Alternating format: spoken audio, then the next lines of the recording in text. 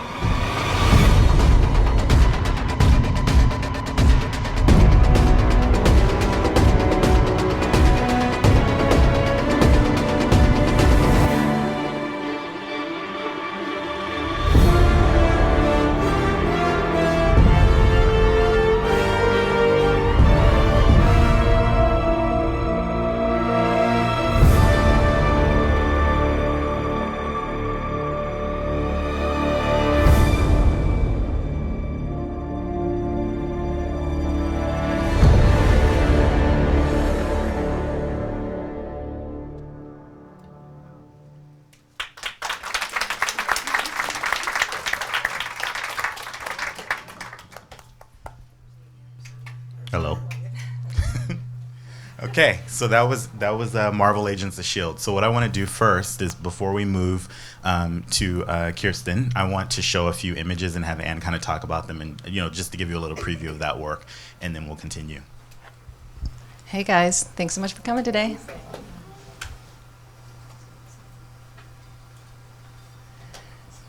Okay, so here is both pieces are from Phillip, the concept art of Quake, and on the other side it's Mockingbird and Hunter. That was a gift that we actually did for them as a wrap present this season, because they went off to do their own show.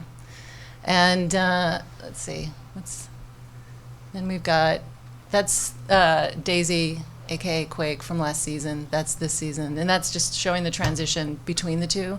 One of the things we've had to do with each season is it has its own very specific feel and look. So all of the characters have gone through dramatic changes. One season really doesn't have much to do with the other. You still want to be able to recognize who they were from the beginning, but they have all gone through dramatic changes. I think hers being one of the most. And that's just some close-up of the costume. And Agent May, and that's her tactical. Her costume has pretty much stayed the same from season 1 through all 3. If it ain't broke, don't fix it. And that's Deathlock from season 2, his phase 2. And Coulson, that is his season 3 look.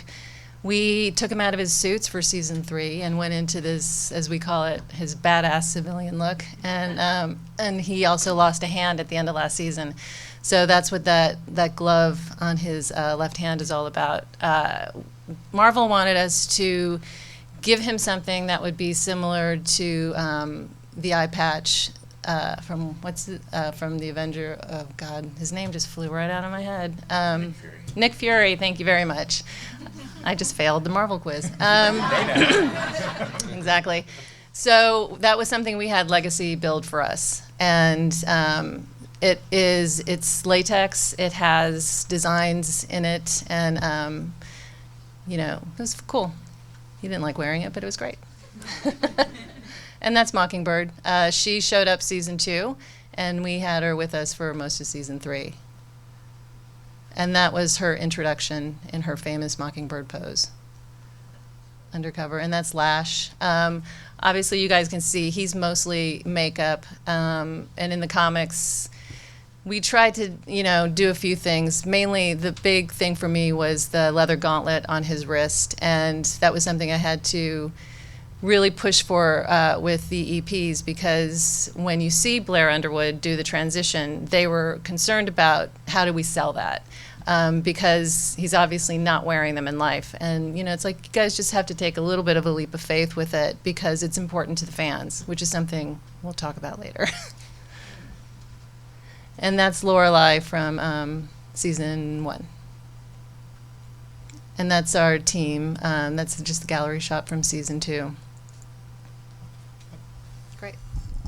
Thank you, Ann. Okay, let's move. You guys can clap. It's okay. It's okay to clap.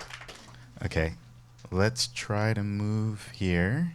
We've got Supergirl, and I'm going to show a quick reel. My name is Kara Zor-El. 24 years ago, my planet was in peril. My cousin, Kal-El, was sent to a planet called Earth. You may know his story, but you don't know mine. On Earth, you will do extraordinary things. Until now. You must go. I love you, Kara.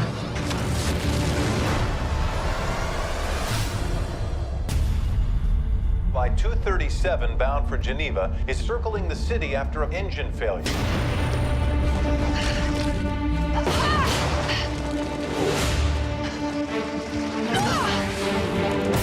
We just lost another engine.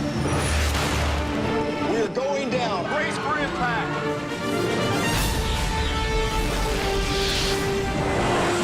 Oh, come on!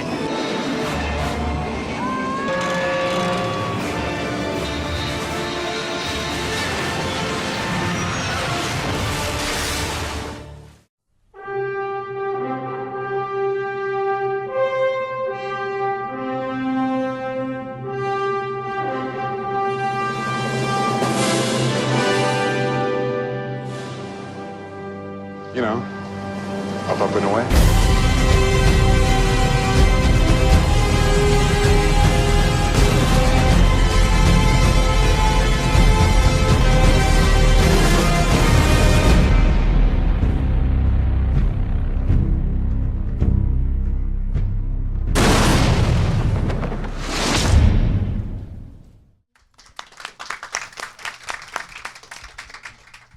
So the show's been on for a really long time now, so you should be watching it, I'm sure.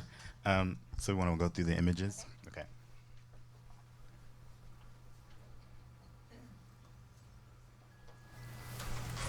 This is Reactron. He was our first build of this season. Okay. And that's just the action shot. I think this mic's being weird. Yeah, I think it's me. It's okay? Okay.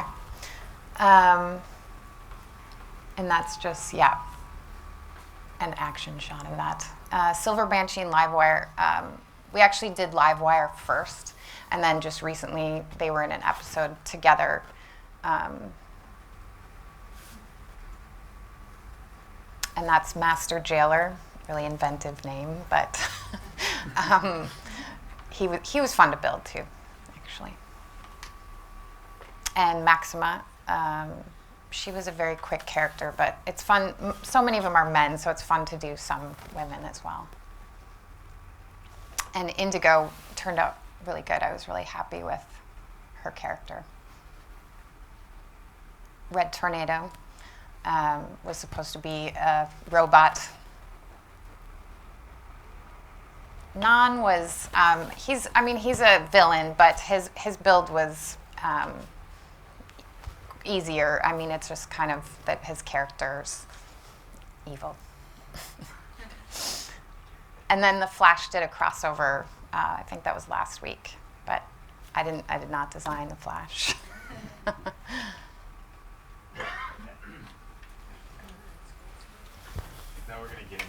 Now we're gonna get into some questions. So let's start with all of you. Let's see. How do you handle, or how do you guys handle the challenges of bringing characters from the comic book page to the screen? Because I know that sometimes that can be a little challenging, and there's like fan input and all of that stuff. So how do you handle that? You want to start? Sure. I always try to, I start with whatever's on the page in the comics. That's my initial inspiration. And of course, the EPs also, we've got great writers on the show. And the characters are always going to be changed a little bit for our show from what it is in the Marvel Universe. Because one of the things that we're trying to do on the show is have it more grounded in reality. So our costumes, our superhero costumes, for lack of a better word, are going to have a more tactical kind of vibe to them. But we always are, Phillip and I, what we try to do when we're illustrating initially is what is it about this character that is going to be important, you know, to the fans, to Marvel as well. So you try to take small details, whether it's a color palette. In Mockingbird's case, she, in her comic book illustrations, she has these big buttons that go up the side. And the panel that went down the front, this white panel. And those were the two elements that Phillip and I were like, okay, this is important, so how are we going to incorporate that in? And we found a really cool way to do it. We made the panel gray, and the suit was black and navy, which were her colors.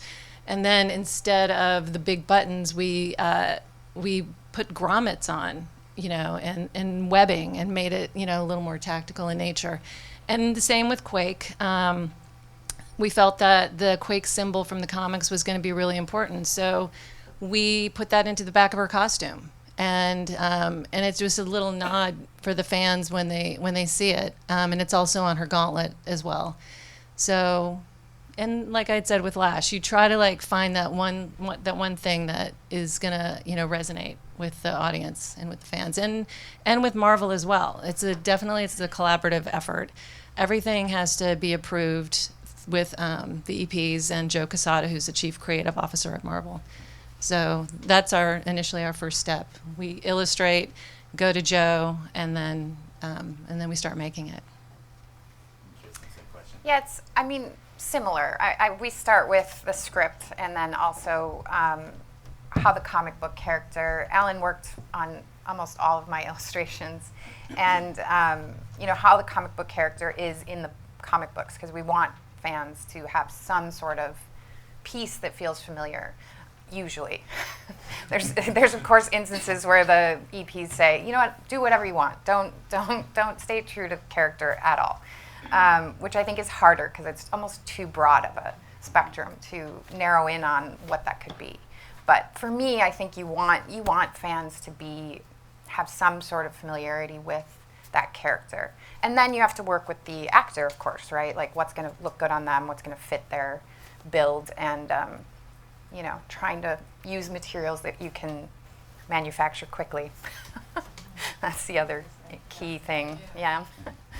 Alan, do you have any input on this as far as drawing or conceptualizing when you're drawing these characters based on the pressures of fan input and my input? Yeah, and Kirsten's input?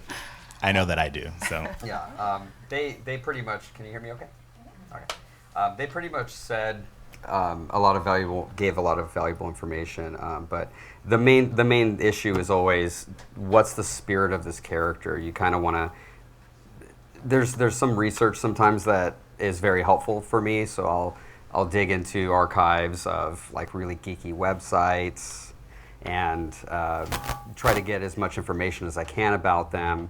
And then you'll have instances where I wish we had the original picture of the Master Jailer from the comic book to kind of show an example of so Master Jailer is like heavily armored. He has these chains, and it was the picture that he was fighting Supergirl, and his original outfit is essentially a one-piece bathing suit for a woman with like black and white stripes on it, and like it's like a jail cell, with like the black. It's super weird, but so a big challenge is we're trying to figure out what can we do to see if there's like other incarnations of this character that have been shown in the comic books over time. Like what parts of it can we really show to do that? And another one would be like, for example, when we did Martian Manhunter, and that one was super fun. I've loved that character since I was a kid, and we had a lot of play with at least figuring out a language, a visual language, and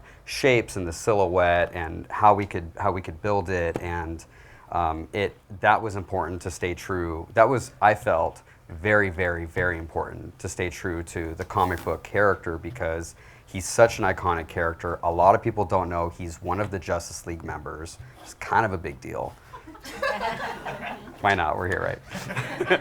But anyway, so I felt like going through all of the characters together, we had that challenge, and it was mainly doing sometimes 14, 17, 25 versions of the outfit, and seeing what the studio's reaction was to it, and then seeing about the parameters that we had with building. And I mean, this is when we're illustrating as costume concept artists, we're thinking about the build. We're thinking about movement. We're thinking about the actual materials that are going to be implemented into this. So this is something that I really enjoy doing. I know Phil loves doing it as well, and we do it because we know it makes things easier to help them out too, because we're all a team. We're all in the same.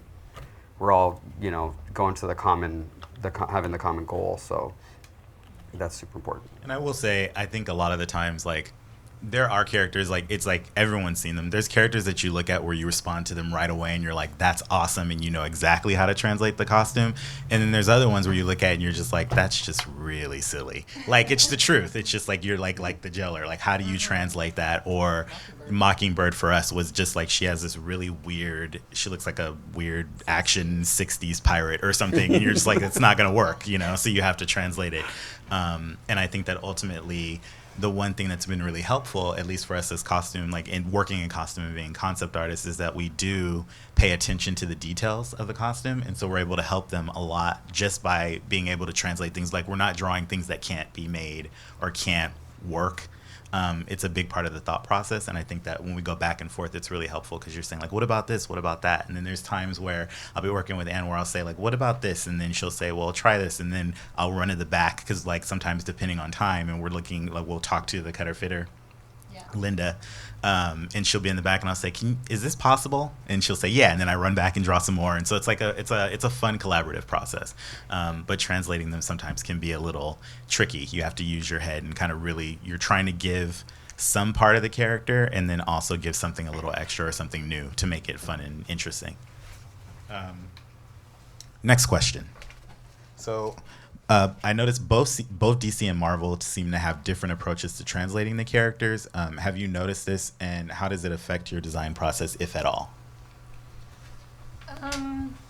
Well, I think initially when we started the show, season 1, they wanted our show to sort of weave in and out of the features. And so I was always keeping that in mind with whatever was happening in the bigger, universe on the film side, because I wanted our show to, be cohesive with them. And I mean, down to our S.H.I.E.L.D. tactical had to match whatever was happening in the Avengers. It was one set of S.H.I.E.L.D. tactical, and then Winter Soldier came out, and that was another set of S.H.I.E.L.D. tactical. And because our story was really affected season 2 by Winter Soldier and the events in that movie. So I had to kick out all of that S.H.I.E.L.D. tactical, go to a new set. And I wanted it to make sense, and it was important also for the fans to see that we were all part of the same universe and all part of S.H.I.E.L.D. Now season 3, we're sort of establishing our own identity, and we're not necessarily as affected by the features as we were season 1 and 2. But we still keep that in mind. When we were designing Quake, it was like, hey, or even Mockingbird for that matter, she could go hang out with the Avengers. I mean, I think she is an Avenger. So, and with Quake, she's establishing this whole Inhuman thing going on in the show, and that happens in the universe as well. And remains to be seen how that's going to be affected in Captain America that's coming out next month. So it is something we keep in mind. And what was established in the film side of it was, like I said before, it was more tactical, a little grittier, a little darker, and that's kind of what set the tone for our show. Ann, can I ask you a question? Yeah. How much transparency do you have with the other designers for the features versus none? Any? I don't. Do they give you any ideas ahead of time what No. they're doing? Nothing. No.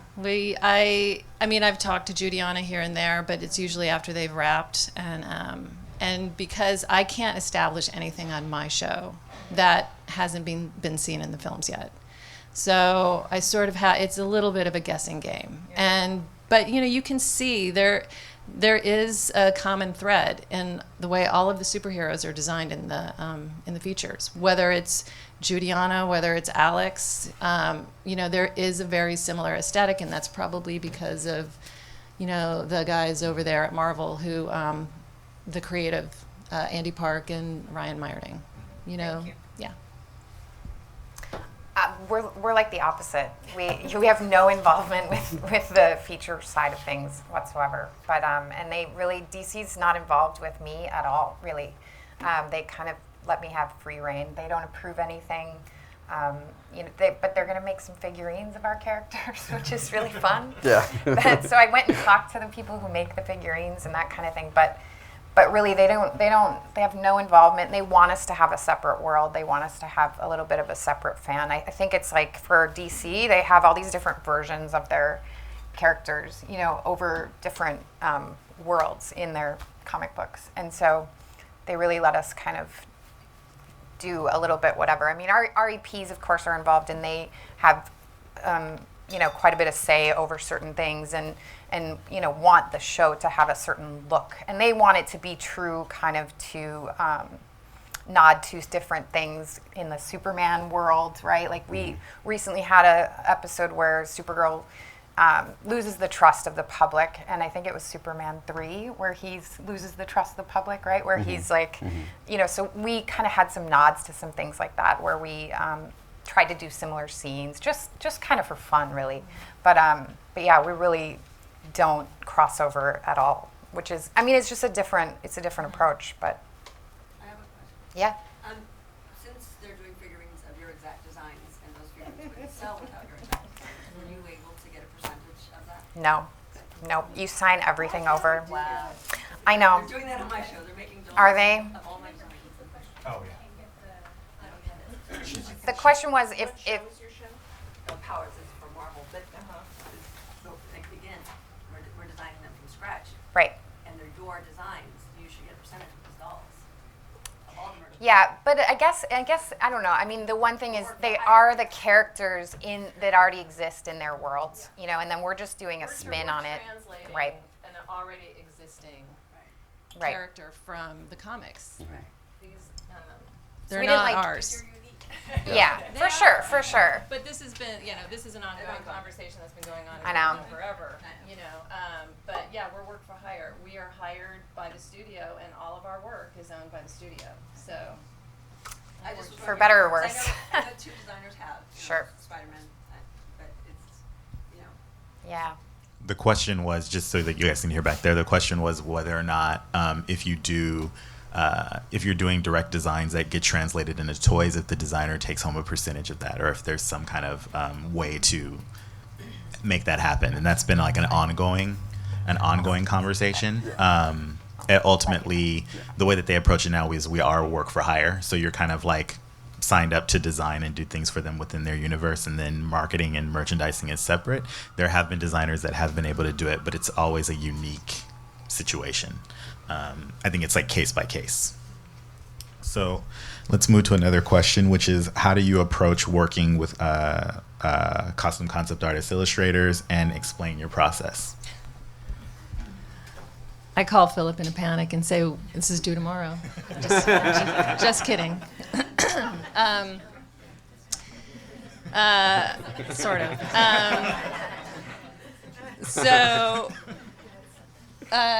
I mean, I'm really lucky to have Phillip because he has an encyclopedic knowledge of these characters, and I don't. She just called me a nerd. But in a really nice way. And it's always good to have a nerd on your crew. Yeah, and it helps. It helps in the process of all of them, whether it was Deathlock, whether it was Mockingbird, Quake. We had, the good thing is with Quake, which is one of the costumes I'm definitely the most proud of, we knew where she was going at the end of last season. So we talked about it a lot and had an idea of what we wanted to do. And so when you are down, when you have that short timeline, which we all do in television, I don't know how Keirsten does it. You don't have the months and months and months of R&D that you have on a feature. So you really have to get down to it. And Phillip and I have a really great shorthand with each other. He knows my aesthetic, and I know what his strengths are as well. So we just work really well together, and fortunately have had really great experience. And so once we're done with our illustration, as I said before, I show it to the EPs, and then we send it upstairs to Joe Casada, who signs off on it, or will do his draw overs for Phillip, which I know Phillip loves. Joe being one of the most amazing illustrators probably in the business. And so it's always fun to watch him draw, and I never take offense when he does his draw overs. And the great thing is with Quake, we hardly got anything. I mean, it was really minor. Like, can you change the bootlaces? Sure, no problem. So yeah, it's been like that pretty much with all the characters. So. Question? I'm sorry, Go. really quick. Yeah. Can you explain what the draw over is? So here, if you want to put Quake up there, the illustration. There she is. So what he'll do is he gets this, and then with a yellow stylus, or yellow, he uses a stylus, but it comes up to me as yellow, and he'll literally just make his lines, mark what he wants his changes to be. And then Phillip goes back and does. And then we change it, yeah. Okay, great, thank you. Yeah.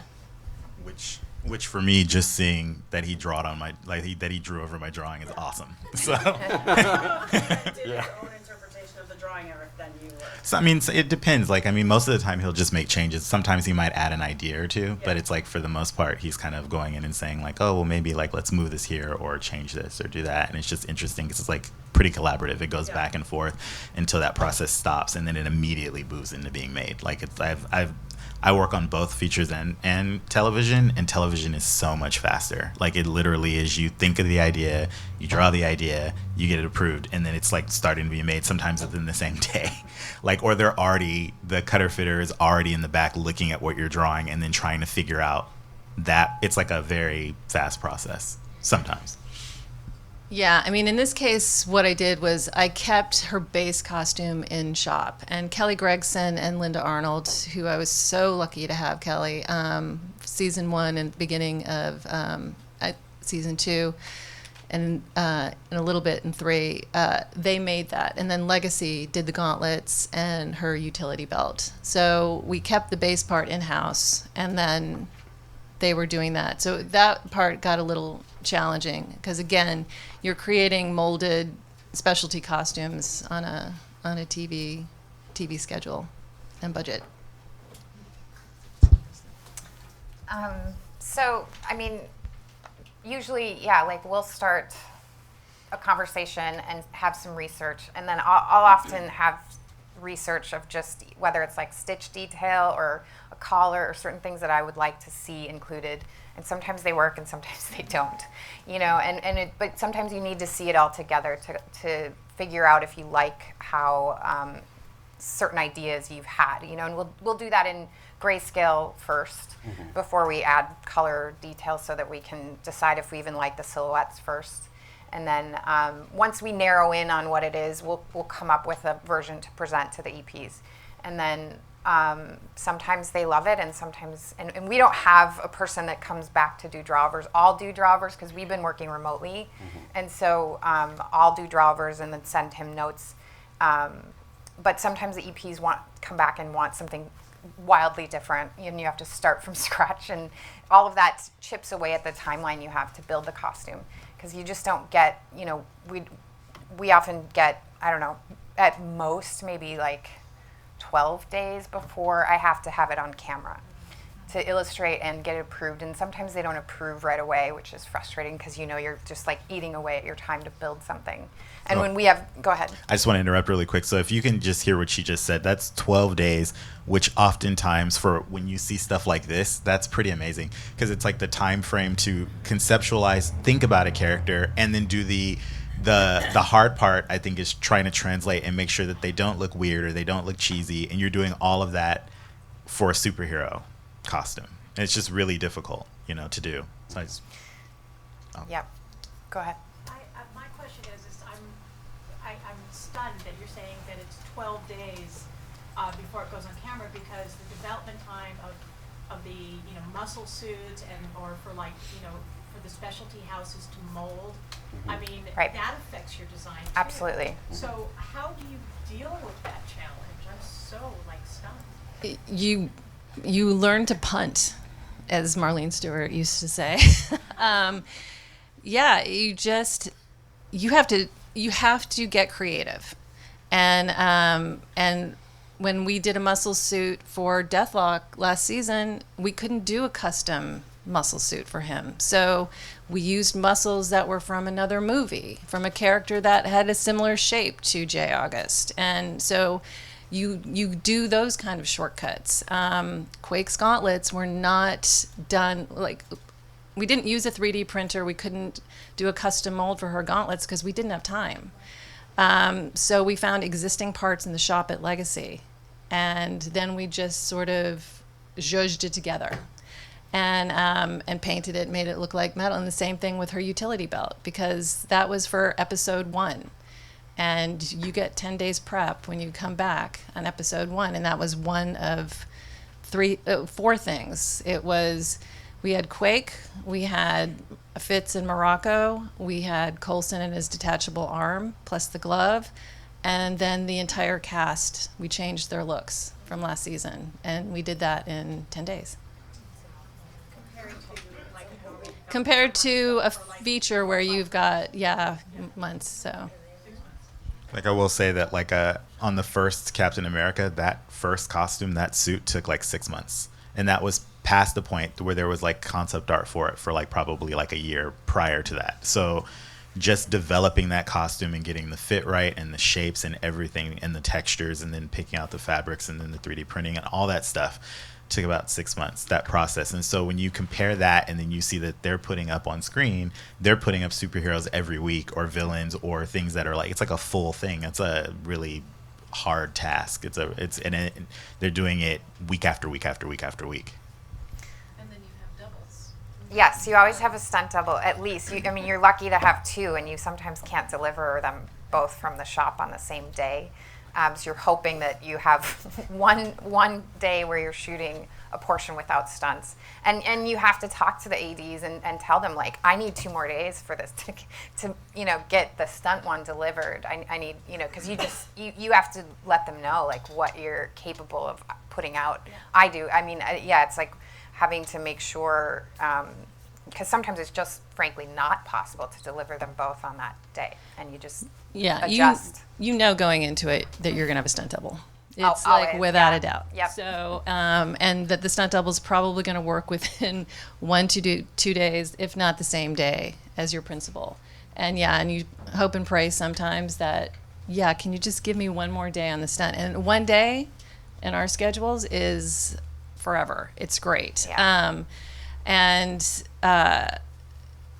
then sometimes with the fabrics, like with Quake's and Mockingbird's fabrics, it's printed Euro jersey, and it's the same print that they used on the Avengers, on the bridge uniforms. And it's months and months and months of R&D on those prints to camera test them to make sure that they don't strobe.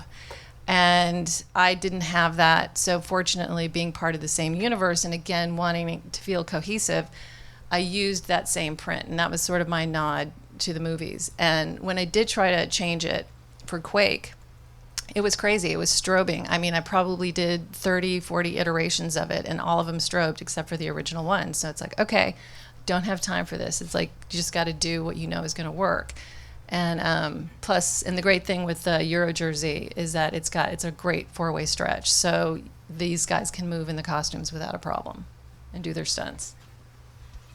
How many, on average, costumes would you make for the main cast anyway? Like, how many multiples just for them? Oh, she's asking how many multiples of the costume for the cast and stunts. Chloe gets 1, and her stunt double gets 1. Yeah, so, and that's the other great thing about printed Euro jersey. I will say that stuff is like Teflon. It is amazing, and it holds up really well. And I think it was just after Christmas where we finally went and where the things slowed down to the point where Linda could actually start a second jacket and second pair of pants for Chloe, but the stunt double just has 1. Where do you source all your fabrics? All over the place. Euro jersey, we discovered on Star Trek Into Darkness. I think that was the first time I used it. And I was like, this stuff's great. And it prints so beautifully. Well, it's SuperGirl's costume. Colleen Atwood designed SuperGirl, but her costume is that when we dye it, so it takes dye really well also, like just beautifully. And so we dye it and then print it. And then her glyph is printed as well, all by design. Karen's amazing. Everyone uses her, both sides, both DC and Marvel. Yeah. The features and all of the shows use Karen at By Design, I think. Yeah, I think she's the only one who does it. So she's got a corner on the market. She's totally got a corner on it. But she's amazing and can, bang things out very quickly. And Reactron, I also did some printing, and we did like double layers, and you can get inventive with things if you have 1 minute. Yeah, if you have the time. Yeah. I just had a question. I'm doing a fantasy piece right now. It's not superhero, but at yesterday's production meeting, the director wants things to like explode off of people. There's a big fight. There's these gladiators and arm things, and just. So I'm in between asking if the VFX people. I was going to say that sounds like a visual effect to me. But they're really convinced it's going to be less expensive for me to work with like my costume engineer.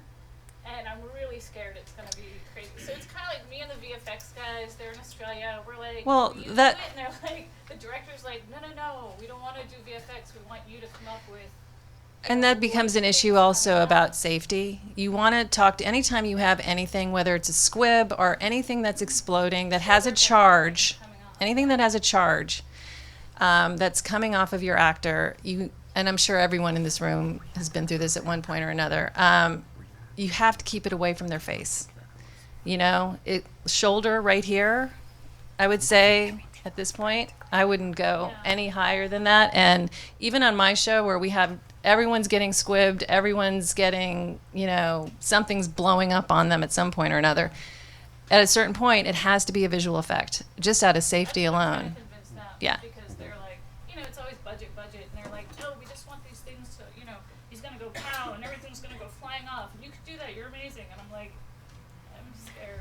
The larger the charge, the bigger the VFX. For us, we would do things like we would help the VFX, and we would start with something that lit up. So we would give something a light, and then it gives the VFX a place for them to like continue the visual effect, you know, and that way it's at least you're doing like part of the work then, you know, but then you also ruin the costumes, right? Like if you're blowing something up, it gets it's more not really blowing up, it's more like things popping off. Springing off your body in a punch. But yeah, like I mean, I don't want the design to in any way be compromised, like what it's going to look like inside, and you know, the lining or the armor, or any of the kind of. I don't want it to look like it's made out of plastic. It's not, but it could if the VFX doesn't go right. So I was just curious if you guys had to deal with stuff like that.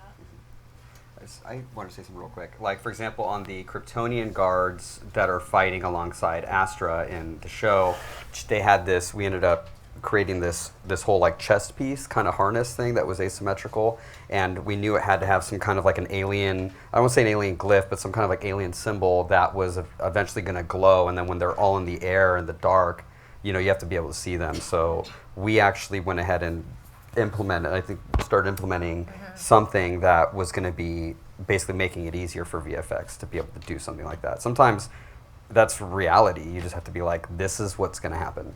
Like, you know.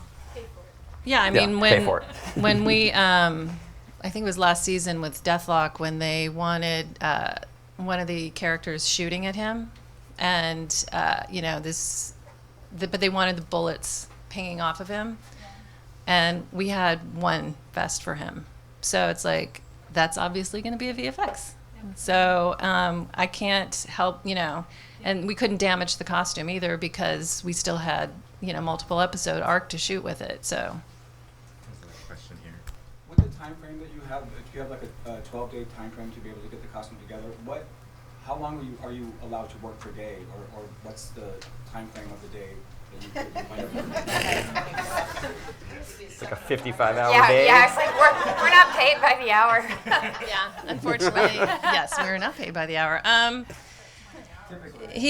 The question was how many do we have terribly long hours on my show? No, we don't. I mean, they can be 12. There have been a couple 14-hour days. There have been a couple long nights, but I would say for the most part, no. I mean, it gets a little, you know, stressy in the workroom.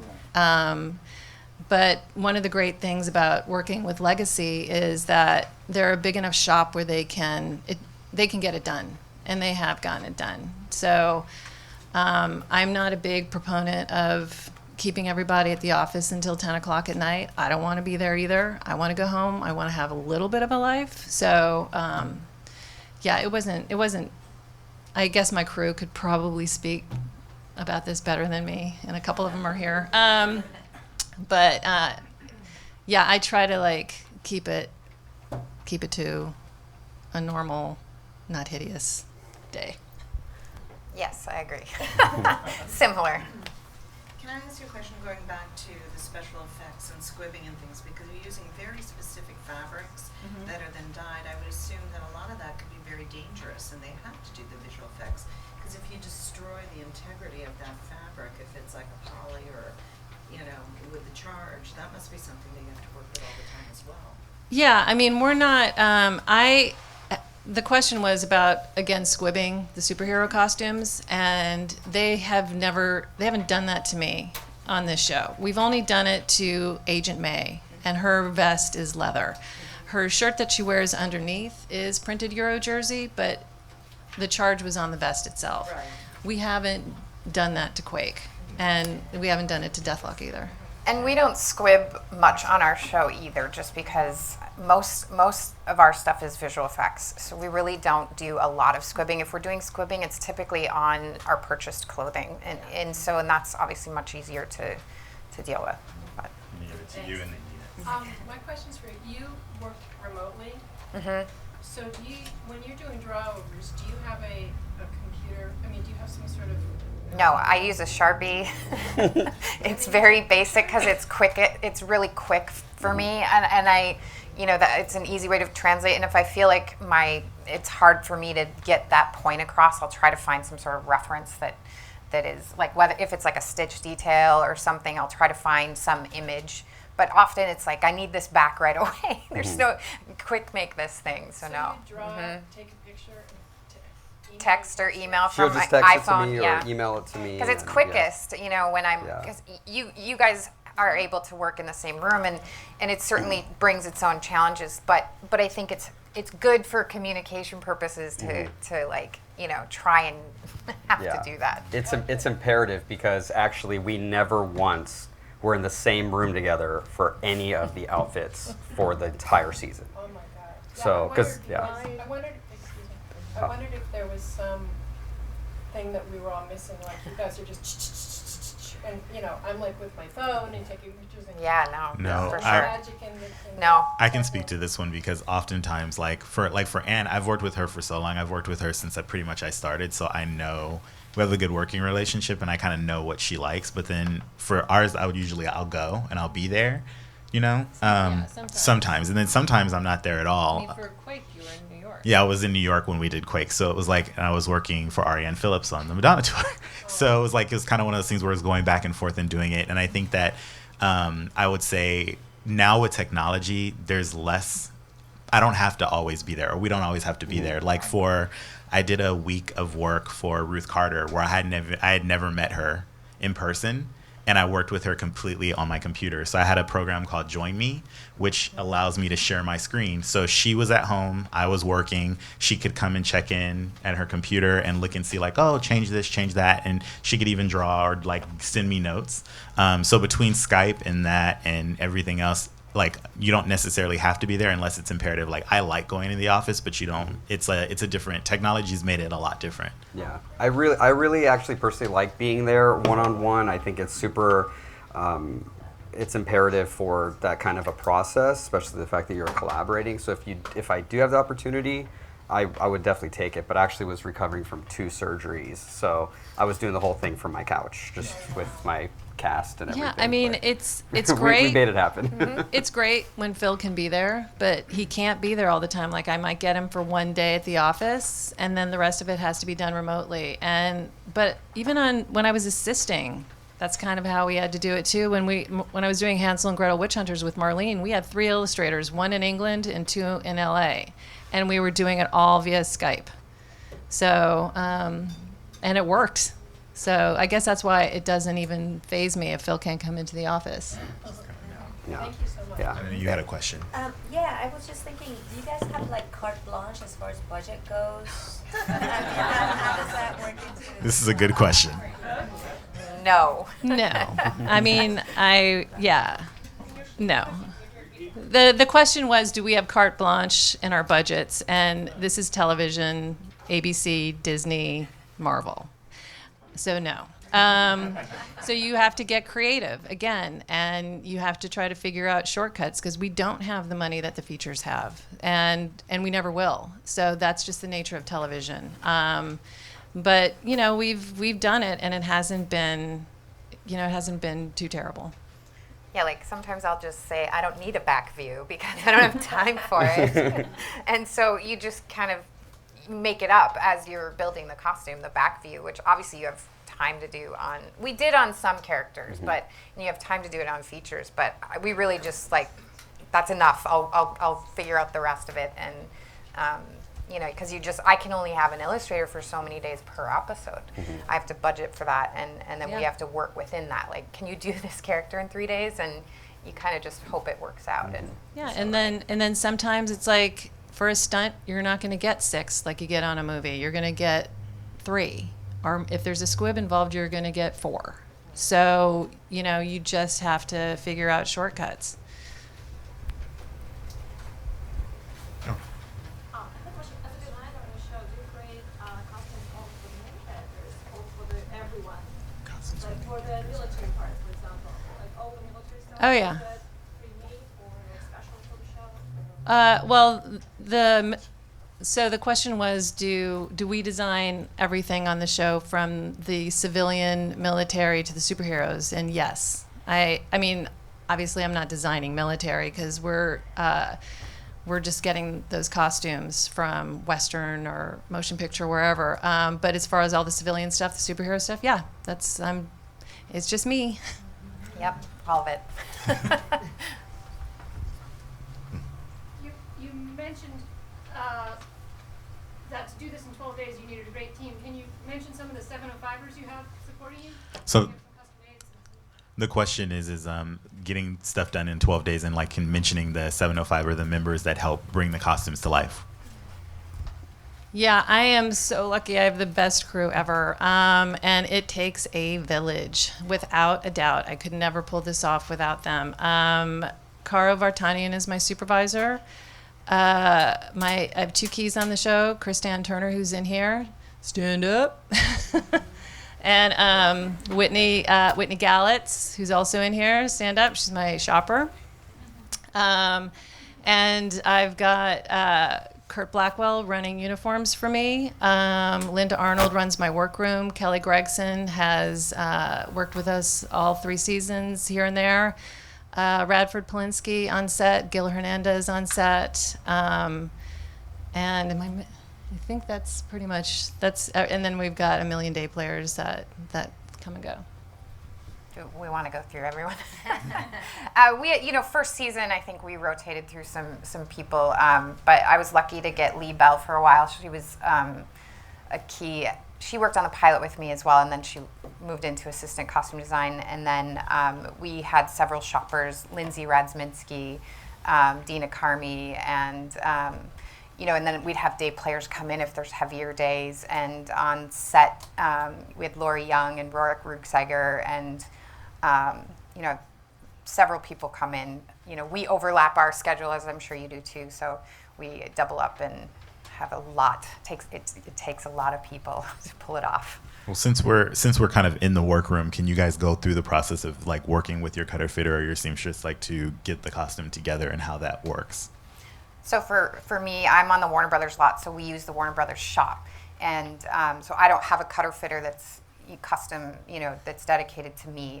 But then I used J&M to build certain things. Like Indigo was that's actually up there right now is a wetsuit basically, and then being able to use some of the other custom shops depending on what you're building, knowing their strengths and whatnot. But as far as my everyday stuff, I was using Warner Brothers. Yeah, I've got, like I said, Linda Arnold is running my workroom, season 2 and season 3. She's amazing. And whenever we're doing anything that we're custom building, I always try to give her a heads up. Last season, probably the thing that gave her the biggest heart attack was when we had to do a cocktail dress for Agent May. And I found out about it just when I got the outline. So I got a 10-day heads up on it, which was generous for our show. And she had to tango in it. She had to then go fight in this dress. And I mean, not just a regular fight, like kicking and like flipping. And she had 2 stunt doubles for this fight. So we needed the hero. We needed one Ming could fight in, and then we had the 2 stunt doubles. Oh, and then we had somebody who was pretending to be Agent May. So that was 5 dresses that we had to make. And by the time we got the fabric and figured everything out, it was 7 days. And we're still finding sequins all over Culver. I mean, it was crazy. So, but Linda is amazing, and she's so talented, and she spent years working with Bob Mackie, so I'm really lucky to have her. And and as I said to her, when she looked at the sequin fabric, and she's like, "No, you have to pick a different fabric." And I was like, "You work for Bob Mackie, of course you can cut sequins. You know how to do this." So, So there's a little bit of that, but she's amazing, and I certainly couldn't do this without her. And the way Quake is built, it's beautiful. It's just a beautiful costume. I think there's something. God, I can't remember. She counted how many pieces were in it, but I think it was over 80. And it really is. It's a engineering feat, I have to say, with all the different style lines. Let's say question.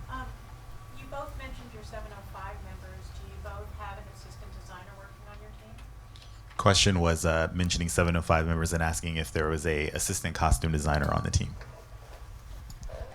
No, I'm lucky that Whitney, who's my head shopper, is a dual card holder. But no, I'm not. I don't have an assistant on the show. They don't let me have one. I talked the studio into giving me one because we were doing so many builds. I just felt like I really needed one. So they did not want to give me one for the first, I believe it was 4 episodes, and we did 20. But I just talked them into it. It was necessary. If you're having the primary costume made at different shops around town, do you have to physically go there and check on the progress and see where it's at, and if it's progressing the way you want? Yeah, the question was, do I have to go to, or do we have to go to the shops to check on the progress? And absolutely, yeah, you have to. And it can be challenging because Legacy is out in San Fernando and my shop is at Culver. So it can be a little bit of a challenge, and especially if I don't, have an assistant costume designer helping me run that. But yeah, you have to. That's the only way to really do it. Yeah, I mean, and often it's for, like for Indigo's costume, for example, we built a black wetsuit first so we could just because neoprene's difficult to work with. And so we drew the style lines on a black wetsuit so that she could save some time in cutting the pattern. And then we did a couple fittings. So I'd have to do that at the vendor so that it would just save time of delivering the suit to Warner Brothers, going back and forth. I just would go to J&M and deal with them directly. And actually, also, go ahead. Go ahead. We also had for Reactron, we had Keirsten at Quantum Effects too. So I didn't get the chance to go check it out, but you were going there too. And Quantum did quite a bit of our work. So yeah. So this is a good question, just because it's interesting. Is I wanted to open it up to maybe just like you guys talking about working with specialty shops, because they are such an important part of the process, and we have to go to them often. So can you explain that? Yeah, I've worked primarily with Legacy. They're great. They've been really super helpful through this for the last couple seasons, and each character was different. Deathlock, for example, last season, we had to, I had a little more time with him. I knew he was coming up, and so we actually had time to create his vest with ZBrush, and then we 3D printed it. And from there, then they did the mold, and then painted it and put the working lights in there. And then all those hard pieces that you see, they were molded at Legacy, and then Mary Ellen at Hargate did the undersuit. So then she had to put the hard pieces into the suit, which was a challenge as well. But she did a beautiful job. And then Quake was different. Like I said before, we didn't have the time to do ZBrush and to create the gauntlets in the 3D printer. We had to punt on that one. And so those were all just existing pieces that were already at Legacy. And, they walked me through it, and they're awesome because they send photographs of every stage. If I can't get out to San Fernando, every stage of the process, I will get photos. Do you like this? Do you not like that? They will even Photoshop stuff in for me and say, what do you think of this? And I will yes or no it. So they're really helpful. They've been great.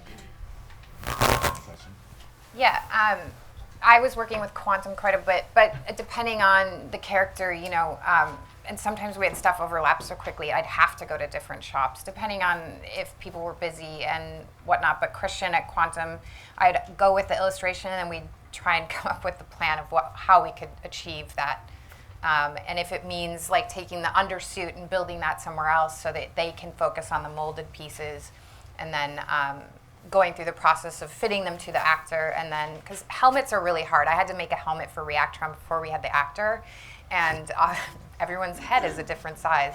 So we were really concerned about that. So we decided to build it a little bit bigger, and then we could, pad it as needed. But, and then you paint it later, and you get all that, you fine tune it with them, but you're spending a lot of time with that vendor, and getting it to really hopefully get as close to illustration, which is what's approved, and working through that process. Can I ask a question about sort of muscle suits? I've never dealt with them. So would there be a muscle suit underneath one of those costumes, or is the muscle bulk built into the undersuit itself? Like, how many pieces are they wearing, and what's the... Like, Reactron had a muscle suit, and what's it made from? It depends, right? So like, we didn't have enough time because we didn't have the actor cast in enough time in advance. So I was printing material and working on the costume before I had an actor. But so we built it on just Under Armour, and we then sewed in pieces of latex foam and cut to, we would just cut it down as needed so that it fit this guy properly, and then built the pieces around that. But SuperGirl wears a muscle suit, which we did have time to build. She only wears it on her arms, and that was Russ at Film Illusions. And it's an expensive process to do one that's true to the actor, because you have to have a digital scan of their body so it fits properly. And we played with the density because they wanted SuperGirl to be feminine enough. They didn't want it to be too muscular and hard looking. So. Yeah, Russ at Film Illusions made Deathlock's muscle suit also, and it's latex. It's built on a mesh full body suit, and they're not fun for the actors to wear, I will say.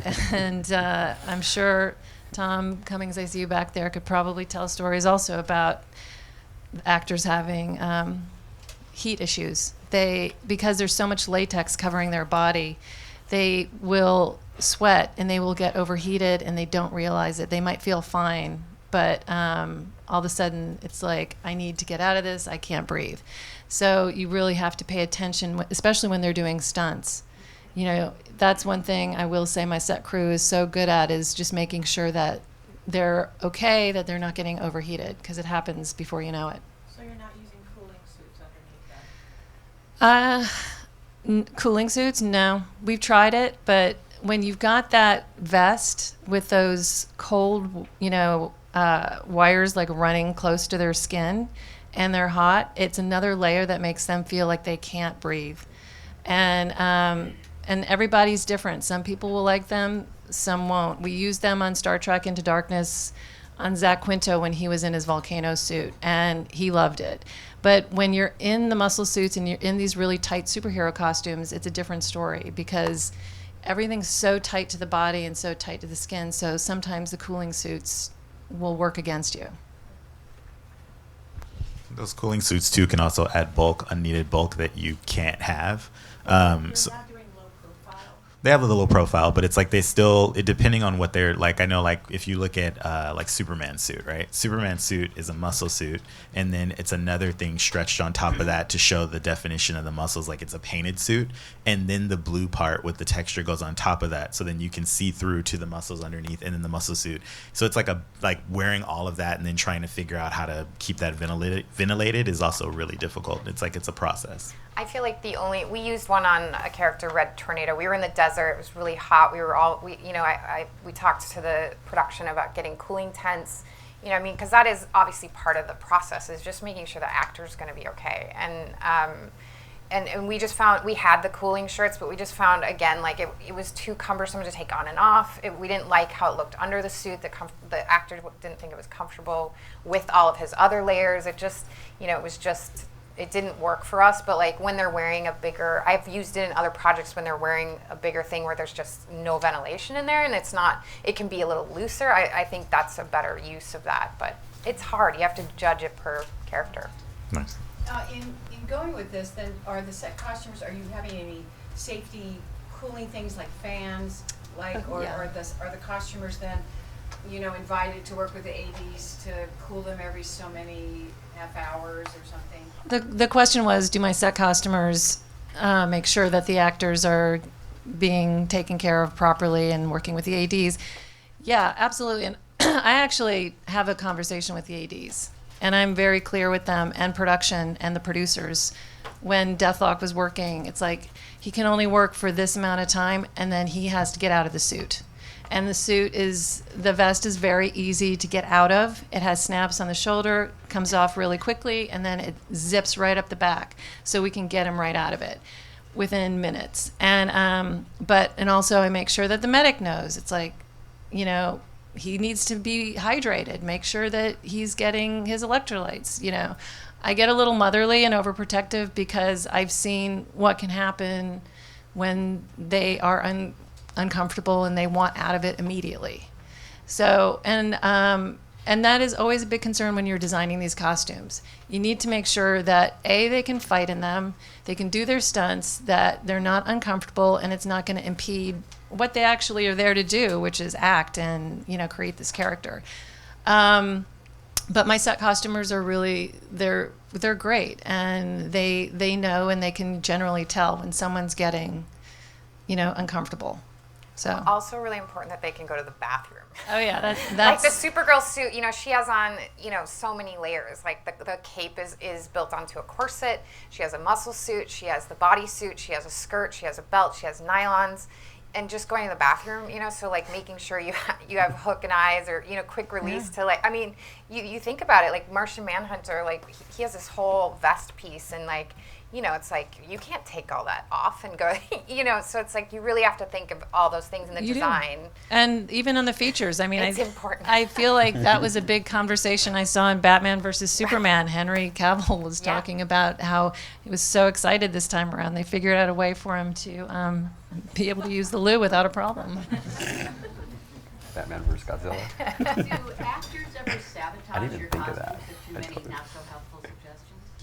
This is a question. Does actors ever sabotage the costume with too many helpful suggestions? Yes. Sorry. I haven't. It's funny. It's like I try to work with them. It is a collaboration with them. They have to wear these clothes. And I mean, I'm telling you, not even necessarily the superhero stuff, but we're talking about the civilian stuff too. And you want to stay true to who they are. You want to stay true to their character. It's funny because Chloe, who plays Quake, we did a two-piece jacket and pant on her this season because I wanted it to be different from Mockingbird, who was in a one-piece suit. And Chloe wants it to be a one-piece because when she's doing her fighting and her stunts, she doesn't like the fact that the jacket will, separate a little bit from the pant. And so that it remains to be seen what's going to happen season 4. I mean, I wouldn't say sabotage, I guess, but I think you do want, of course, their input, and you want to make sure that they feel comfortable, especially in the superhero stuff. You want to make sure they can move, But sometimes you have a situation where I had to build an exoskeleton suit, which I wasn't allowed to show you today, but and the actor has a shoulder injury, and so her stunt double really ended up doing most of it because she just couldn't do it. So it's not necessarily sabotaging, but it's also just, this exosuit ended up being like almost 20 pounds, and that's a lot when you're doing stunts and wearing it all night. And but so there are times when it just doesn't, the stunt person has to do the rest of the work, or whatever the case may be, depending on the character. But so the short answer to your question is always. Another question? No. I know in your designs you're factoring in actor comfort for washing and stuff. Are you also factoring in how to clean this on our schedule? Cleaning of costumes. Well, I will say this. La Cienega Cleaners has figured out, having done all these Marvel movies for a million years, how to clean the stuff. But generally with the printed Euro jersey, they're hand washing it with Woolite on the truck. Yeah, and I mean, turn it inside out. You're trying to not clean certain things, depending on the costume. I mean, SuperGirl, we have so many of them that we can filter through and air some out, and we do just the cold wash and do it on the truck. But, some of them we just don't clean because they worked one night and you don't want them to fall apart, but spray them down. More question? I have one. I think social media. How does social media play into now with the changing climate of designing costume? Well, we definitely have we have an amazing fan base on the show, and they can be very vocal.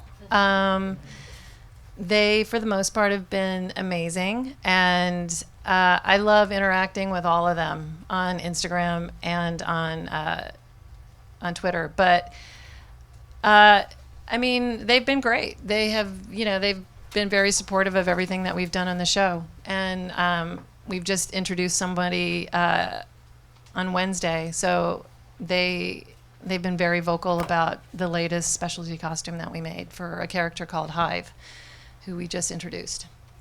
So, but it's fun. I mean, it has its mostly upsides, but it can have its downsides every now and then. Do you respond to them directly, and do you limit the amount of time that you can devote to it, because it can become overwhelming? I mean, the responses from fans become consistent and ongoing forever. The question was, how much time do I devote to responding to the fans on Twitter and Instagram? The one thing I will do on Twitter is I've made it a point, and they know it. If they reach out to me on Twitter, I will respond. I don't respond as much on Instagram because for me that platform isn't, it's not as good as it is on Twitter. But so I do respond to almost anyone that will tweet to me. I'm not on Twitter.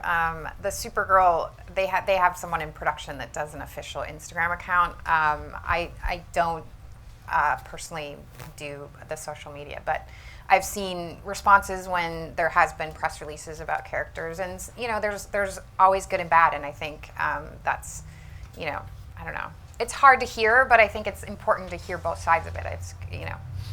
Alan, do you have any input to this one?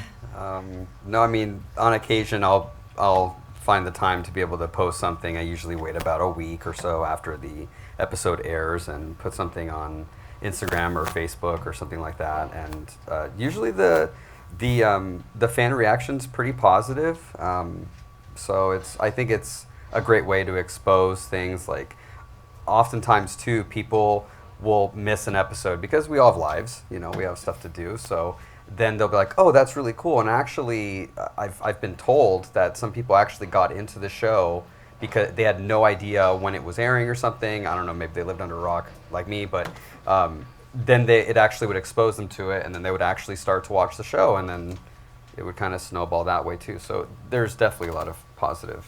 I will say, I think they outweigh the negatives. I find it sometimes overwhelming, so I can't answer all of them, especially sports-specific fans. They will call and they'll say, or not call, but they'll write you and they'll ask very pointed questions, and so it just becomes where it's like, at first it feels, I think it's because it feels so personal, so it feels, because it's like your phone, so you're just like, oh, I'll respond to that, and then it's like more questions and more questions, so it just depends, and it kind of leads you down a path, but I try not to let it affect how I work, so I just try to put stuff out, or I go back and forth, Yeah, I mean, I think that's an important point. It's like, it doesn't matter what the reaction is. As Keirsten said, sometimes you're going to get good reaction, sometimes you're going to get bad reaction, and you just sort of have to roll with it. But it doesn't affect anything that we're designing on the show or any direction that we're going to go in. It can't. So, and if they like it, that's awesome. And if they don't like it, well, then they don't have to watch, is kind of how I approach it. So, and I think they know that.